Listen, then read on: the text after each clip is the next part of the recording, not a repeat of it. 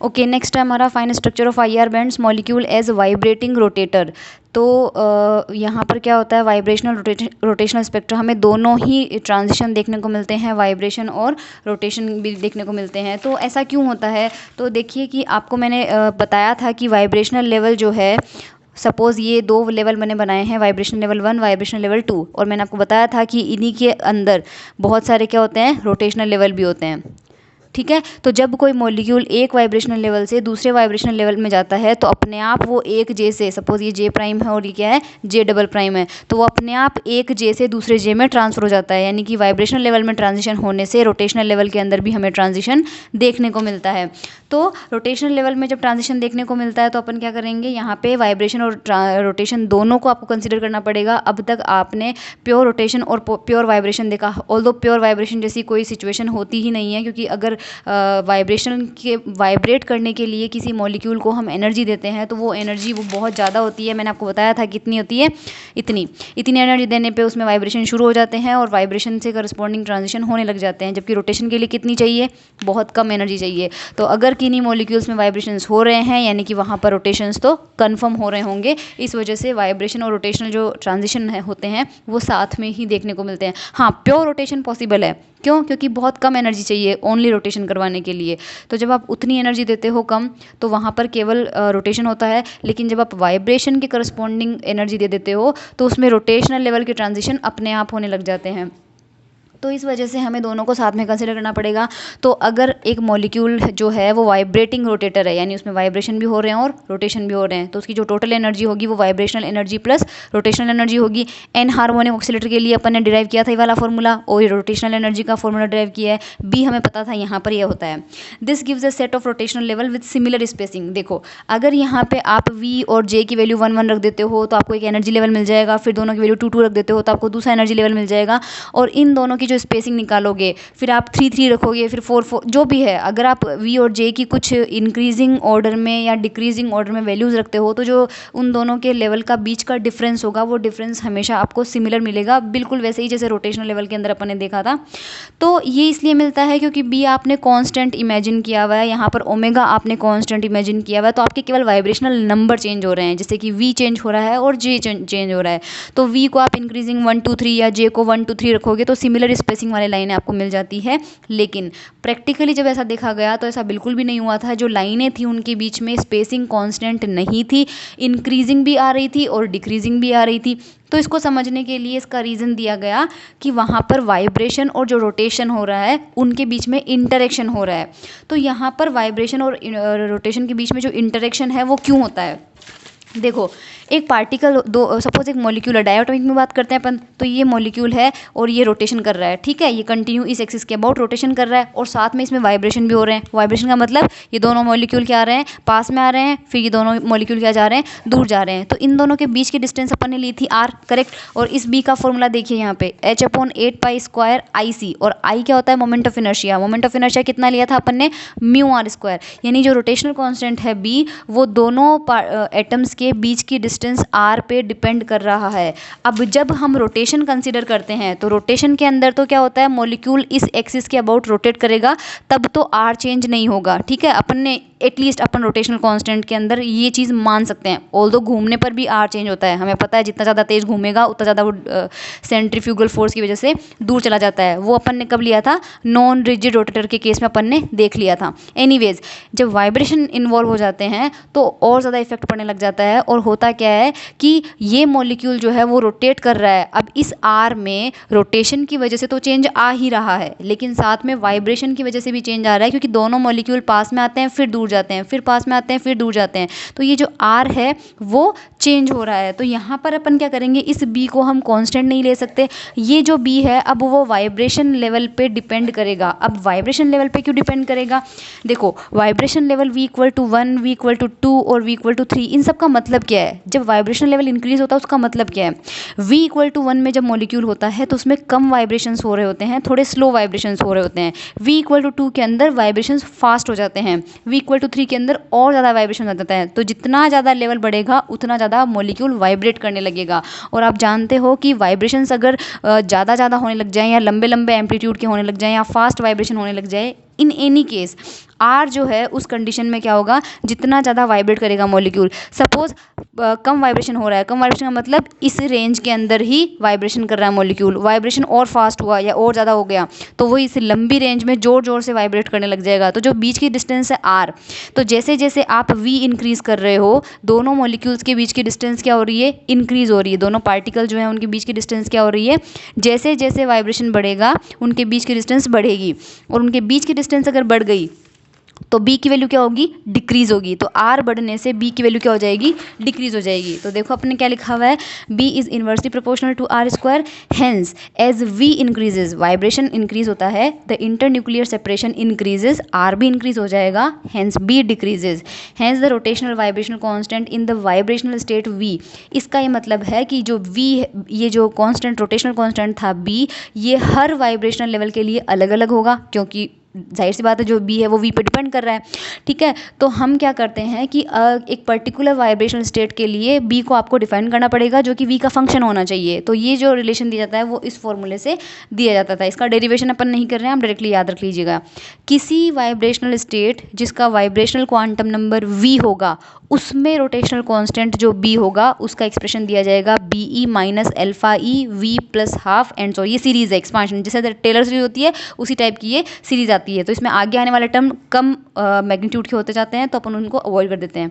Second वाला term जो होता है वो भी फर्स्ट वाले टर्म के कंपैरिजन में क्या होता है, बहुत ही छोटा है। अब बी ई क्या है, बी ई जो है वो उस टाइम पे रोटेशनल कांस्टेंट है जब दोनों मॉलिक्यूल के बीच की डिस्टेंस मिनिमम हो। क्यों मिनिमम लेते हैं, क्योंकि दो मॉलिक्यूल जब वाइब्रेट करते होते हैं, इनके बीच की जो मिनिमम डिस्टेंस होती है, यानी जब सबसे ज़्यादा पास में आते हैं तो वो मिनिमम डिस्टेंस पे ये सबसे ज़्यादा स्टेबल माना जाता है। मॉलिक्यूल जो होता है वो सबसे ज़्यादा स्टेबल माना जाता है। तो स्टेबिलिटी के अंदर कांस्टेंट जो है वो बी ई है, और बाकी वो उस जो मिनिमम डिस्टेंस होगी उसके आगे पीछे जो है वो क्या करता रहेगा, वाइब्रेशन करता रहेगा। तो वाइब्रेट करते टाइम पे उसके बीच में मॉलिक्यूल जब घूमेगा या वाइब्रेट करेगा तो बीच की स्ट्रेचिंग बढ़ती जाएगी। तो मिनिमम पर वैल्यू जो कांस्टेंट की वैल्यू है वो अपन बी लेके चल रहे हैं, और ये जो माइनस वाला टर्म है ये वी पर डिपेंड कर रहा है, जिससे ये पता चलेगा आपको कि जैसे जैसे वी बढ़ाओगे, अब ये वहाँ पर अपन को पता है कि देख जैसे जैसे वी बढ़ाओगे ये जो टर्म है वो क्या है, माइनस के साइन के साथ में है, तो ये बी की वैल्यू को क्या करता रहेगा, कम करता रहेगा। और आप भी ये चाहते हो कि जैसे जैसे वी इंक्रीज हो बी की वैल्यू क्या होनी चाहिए, डिक्रीज होनी चाहिए। तो ये इस इक्वेशन से डिक्रीज हो जाती है। नाउ इक्वेशन 1 बिकम्स, इक्वेशन 1 के अंदर अपन ने वाइब्रेशनल एनर्जी तो ये ली थी, रोटेशन में यहाँ अपन ने पहले बी लिया था, अब अपन क्या लेंगे यहाँ पे बी वी लेंगे, क्योंकि अपन रोटेशन और वाइब्रेशन के इंटरेक्शन को कंसिडर कर रहे हैं। नाउ एक एग्जाम्पल है, उसके अंदर देखिए अपर लेवल को मैं प्राइम से रिप्रेजेंट कर रही हूँ और लोअर लेवल को मैं डबल प्राइम से रिप्रेजेंट कर रही हूँ। तो इन दोनों के लिए अगर मैं कांस्टेंट बी की वैल्यू देखूँ तो जो वी प्राइम वाला कांस्टेंट है वो वी डबल प्राइम वाले कांस्टेंट से कम होगा। कम क्यों होगा, वी प्राइम ज़्यादा है, और वी मैंने ऊपर देख लिया आपने कि ज़्यादा अगर वी की वैल्यू हुई तो उसका रोटेशनल कांस्टेंट कम होगा, और कम वाले वी का रोटेशनल कांस्टेंट ज़्यादा होगा, because B V decreases as V increases. Hence the spacing between the rotational level associated with v equal to 1 are smaller than v equal to 0. Why? क्योंकि हमने देखा है कि जो स्पेसिंग होती है, आपने रोटेशनल लेवल के अंदर देखा होगा जो स्पेसिंग होती है वो कितनी आती है, 2bj+1, यानी जो स्पेसिंग है वो भी किसके प्रोपोर्शनल आती है, b के प्रोपोर्शनल आती है। और हमें पता है कि ऊपर वाले लेवल के अंदर जाहिर सी बात है जो b है वो कम हो रहा है, तो स्पेसिंग भी क्या हो जाएगी, कम हो जाएगी। The spacing between rotational level associated with v equal to 1, v equal to 1 क्यों, क्योंकि हायर लेवल लिया है, तो हायर लेवल के अंदर स्पेसिंग भी क्या मिलेगी, कम मिलेगी। और लोअर लेवल देखो मैंने ज़्यादा स्पेसिंग बनाई है, डायग्राम में देखिए ये ज़्यादा स्पेसिंग वाले हैं, इनमें कम कम स्पेसिंग बनाई है, सिमिलर नहीं है। देखो ये जो रेंज है वो कम रखी है मैंने, जबकि ये जो रेंज है वो थोड़ी सी ज़्यादा रखी है, क्योंकि लोअर लेवल जो है उसके ये वीक प्राइम बराबर 0 के करस्पॉन्डिंग वाले लेवल है, ये वी इक्वल टू 1 वाले के करस्पॉन्डिंग लेवल है, इनका वी ज़्यादा है इसलिए रोटेशनल कांस्टेंट घट जाएगा। और जैसे ही रोटेशनल कांस्टेंट घट जाएगा जो इनके बीच की स्पेसिंग है वो भी बी के प्रोपोर्शनल आती है, क्योंकि रोटेशनल लेवल में आपने देखा था जो स्पेसिंग होती है वो कितनी आती थी, 2bj+1। तो स्पेसिंग किसके प्रोपोर्शनल आ रही है, रोटेशनल लेवल की बी के, और बी घट जाएगा तो स्पेसिंग भी क्या हो जाएगी, घट जाएगी। ठीक है, सिलेक्शंस रूल क्या होते हैं। हाँ मैं एक चीज़ बताना भूल गई, जो नोट्स मैंने आपको लिखवाए हैं उसके अंदर यहाँ पर ये जो लाइन है वो मैंने कट नहीं की है, तो आप इसको कट कर लेना, ये इनकम्प्लीट लाइन थी। ठीक है, ऐसा कुछ इक्वेशन उसके अंदर है नहीं। सिलेक्शंस रूल्स आर, हमने देखा था एन हार्मोनिक ऑसिलेटर के लिए सिलेक्शन रूल वाइब्रेशनल के करस्पॉन्डिंग ये होते हैं, रोटेशन के करस्पॉन्डिंग ये होते हैं। और मैंने ये भी बता दिया था आपको कि जो मेन एब्जॉर्प्शन होता है वो कहाँ से कहाँ तक जाता है, 0 से 1 में जाता है, तो अपन को 0 से 1 में ही लेना है। तो अपने पास ऊपर वाली रेंज तो खत्म ही हो गई, केवल नीचे वाली को देखना है। अब वाइब्रेशनल लेवल के फिक्स ट्रांजिशन के लिए अगर डेल्टा जे इक्वल टू +1 मिला तो उसके करस्पॉन्डिंग जो भी लाइनें मिलेगी उन लाइनों से बनने वाली जो सीरीज़ होगी उसे कहते हैं आर ब्रांच, और डेल्टा जे इक्वल टू -1 के करस्पॉन्डिंग जो लाइनें मिलेगी उन्हें हम कहेंगे पी ब्रांच। एक एक करके दोनों को डिस्कस करते हैं। The wave number of branch lines of a particular band V prime V double prime are given by. देखो यहाँ पर आपको क्या करना है, वेव नंबर को मैंने कई जगह आपको कन्फ्यूजन ना हो इसलिए मैं बता देती हूँ। जहाँ मैंने स्मॉल वी लिखा है, स्मॉल वी जहाँ पर भी मैंने लिखा है उसका मतलब है जो वाइब्रेशनल लेवल होते हैं V=1, V=2, V=3, तो वो उनकी नंबरिंग जो होते हैं इस वी का मतलब है वाइब्रेशनल लेवल, ठीक है। न्यू मैंने जहाँ पर लिया है वो न्यू का मतलब था फ्रीक्वेंसी, ठीक है। और जो वेव नंबर है, अब वेव नंबर को भी हम कई बुक्स के अंदर जो है वो न्यू से ही रिप्रेजेंट किया हुआ है, तो हालांकि मैं भी इस वेव नंबर को काफ़ी जगह न्यू से रिप्रेजेंट करूंगी, लेकिन जहां पर वाइब्रेशंस इन्वॉल्व होंगे वहां पर मैं वेव नंबर को न्यू बार से रिप्रेजेंट करूंगी। क्यों? क्योंकि वाइब्रेशन के अंदर ऑलरेडी न्यू की वैल्यू हमने फॉर्मूले में ली है। ऑक्सीलेटर, सिंपल हार्मोनिक ऑक्सीलेटर और एन हार्मोनिक के अंदर अगर आपने देखा हो तो अपनी जो टोटल एनर्जी आ रही थी वो कितनी आ रही थी, V+12 न्यू। यहाँ पर न्यू फ्रीक्वेंसी थी, इसलिए मैंने उस कंडीशन में वेव नंबर को किससे रिप्रेजेंट किया है, न्यू बार से किया है। लेकिन जहाँ प्योर रोटेशन होगा तो रोटेशन के अंदर न्यू तो अपन ने यूज़ कहीं किया ही नहीं है, तो मैं वहाँ पर वेव नंबर की जगह न्यू यूज़ कर लूँगी। आपको इसमें कन्फ्यूजन इसलिए नहीं होगा क्योंकि जब भी मैं कहीं पर भी न्यू या न्यू बार लिखूँगी तो उसके साथ में ये चीज़ लिखूँगी कि वो वेव नंबर है या फिर फ्रीक्वेंसी है, ठीक है। तो आपको कन्फ्यूजन नहीं होगा। हेंस एनीवेज ये अपन ने देख लिया था। तो यहाँ पर अब देखो, तो wave number of the branch lines of a particular band, इसका मतलब ये है कि वेव नंबर का मतलब है कि सपोज एक लेवल से दूसरे लेवल में ट्रांजिशन, तो सपोज करो इस लेवल से और इस लेवल में ट्रांजिशन जाता है तो दोनों के बीच का जो डिफरेंस आएगा उस डिफरेंस को वेव नंबर में लिखना है, और उसका वेव नंबर है सपोज करो न्यू बार। तो आप जानते हो कि दोनों के बीच का जो एनर्जी डिफरेंस होगा वो अपन को निकालना है, और ये मैंने एनर्जी डिफरेंस निकाला है प्राइम वाले से कहाँ पर आ गया, वो डबल प्राइम वाले लेवल में आ गया। अब यहाँ पर जो अपन ने एनर्जी की ये फॉर्मूले डिराइव किए थे आप देख लीजिएगा, वाइब्रेशन के केस में या फिर रोटेशन के केस में, ये जो एनर्जी का डिफरेंस अपन ने लिया था ये अपन ने वेव नंबर की यूनिट में कैलकुलेट पहले से कर लिया था, इसलिए इनका जो डिफरेंस होगा वो आपको एनर्जी की डायमेंशन नहीं देगा बल्कि वेव नंबर की डायमेंशन देगा, क्योंकि ये फॉर्मूले वेव नंबर की यूनिट में ही आए थे।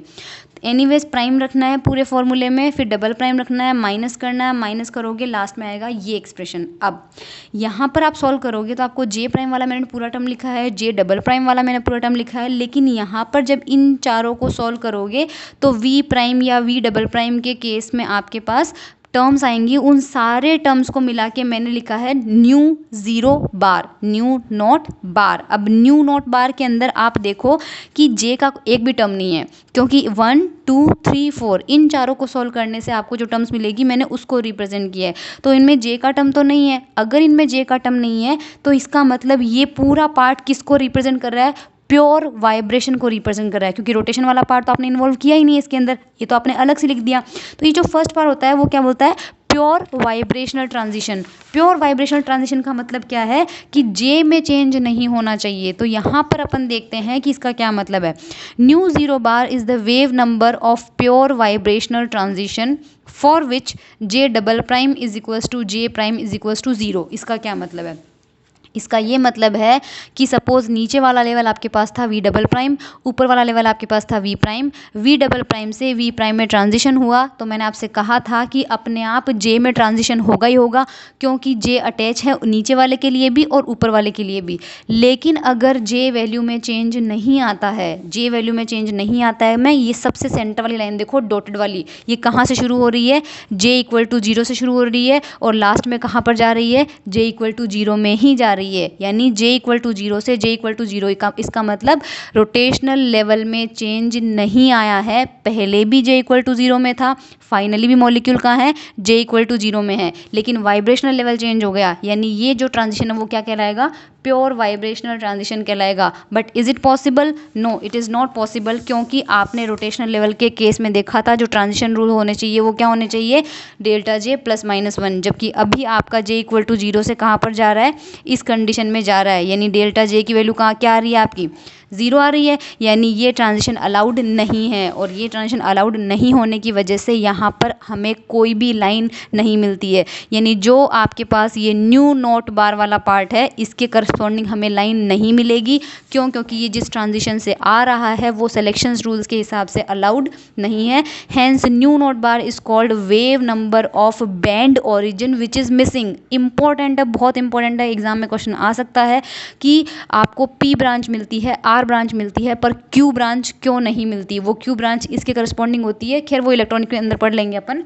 But this is the wave number of pure vibrational transition for which this which is not allowed and corresponds to the missing line in band. पूरे बैंड का मतलब बहुत सारी लाइनें मिलेगी, उसमें से ये लाइन मिसिंग होगी क्योंकि इसके लिए सिलेक्शन रूल फॉलो नहीं होता है। This is called wave number of band origin, क्योंकि इसके लेफ्ट हैंड साइड में भी लाइनें मिल रही है, राइट हैंड साइड में भी लाइनें मिल रही है। ये सेंटर में होता है पर मिला नहीं है हमको, ठीक है। इंपॉर्टेंट फैक्ट ध्यान रखिएगा कि लाइन जो है वो मिसिंग है।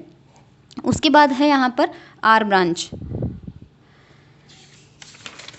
ठीक है।